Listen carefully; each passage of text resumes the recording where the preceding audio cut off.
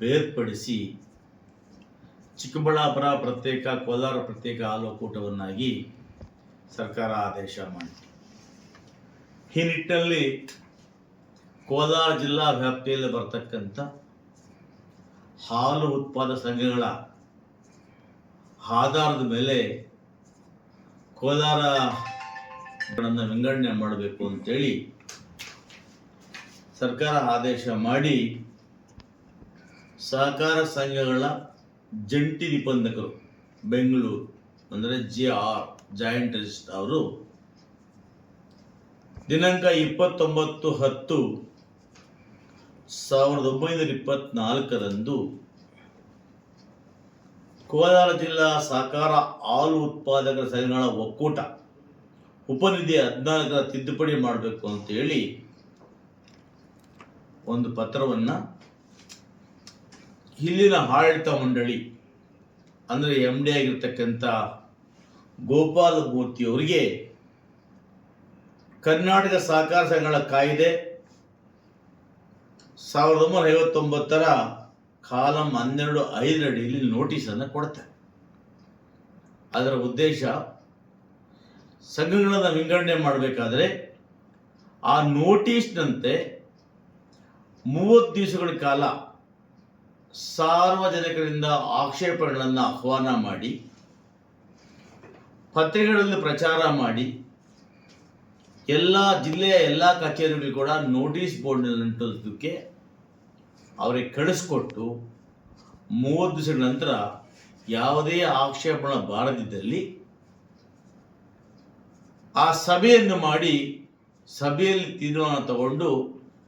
ಸರ್ಕಾರಕ್ಕೆ ಜಂಟಿ ನಿಬಂಧನೆ ಕಳಿಸ್ಕೊಡ್ಬೇಕು ಅನ್ನೋ ಉದ್ದೇಶ ಆ ಪತ್ರದ ಸಾರಾಂಶ. ಇಲ್ಲಿ ಹಿಂದೆ ಏನು ಆಡಳಿತ ಮಂಡಳಿ ಇತ್ತು ಅವರ ಒಂದು ಕಪಿಮುಷ್ಟಿಯಲ್ಲಿ ಬಹುಶಃ ಈ MD ಗೋಪಾಲ ಸ್ವಾಮಿಯವರು ಮತ್ತು ಅಲ್ಲಿರ್ತಕ್ಕಂಥ ಆ ಸಿಬ್ಬಂದಿಯಲ್ಲಿ ಬಹಳ ಪ್ರಮುಖ ಪಾತ್ರ ವಹಿಸ್ತಕ್ಕಂಥ ಒಬ್ಬ ನಾಗೇಶ್ ಅವರು ಇವರೆಲ್ಲ ಒಂದು ಷಡ್ಯಂತ್ರವನ್ನು ಹೂಡಿ ಏನು ನಿಬಂಧಕರಿಂದ ಮನವಿಯನ್ನು ಬಂತು ಅದನ್ನ 30 ದಿವಸಗಳ ಕಾಲ ಯಾವುದೇ ಸಾರ್ವಜನಿಕ ಪ್ರಚಾರವನ್ನು ಮಾಡೋದಿಲ್ಲ, ನೋಟಿಸ್ ಬೋರ್ಡ್ಗೆ ಹಾಕೋದಿಲ್ಲ, ಎಲ್ಲೂ ಕೂಡ ಪ್ರಚಾರವನ್ನು ಮಾಡದೆ